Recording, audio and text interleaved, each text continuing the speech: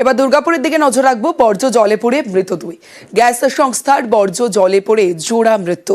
দুর্গাপুরে গ্যাস সংস্থার পিটে দুর্ঘটনা এবং গ্যাস সংস্থার বর্জ্য জলে 5 ঠিকা শ্রমিক, যার মধ্যে জোড়া মৃত্যু, দুজনের মৃত্যু হয়েছে। ঠিক কি হয়েছিল বিস্তারিত জানাবে অর্পণ চক্রবর্তী, রয়েছে আমার সঙ্গে। অর্পণ, যে বেসরকারি গ্যাস বিতরণ সংস্থা রয়েছে দুর্গাপুরে, সেই বর্জ্য জলে পড়ে কিন্তু 2 শ্রমিকের মৃত্যু হয়। আহত আরো 2 শ্রমিক, যেটা জানা গিয়েছে।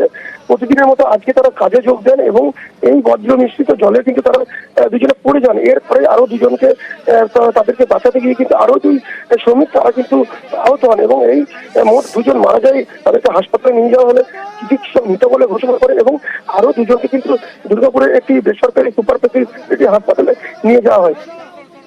বেশ অর্পণ।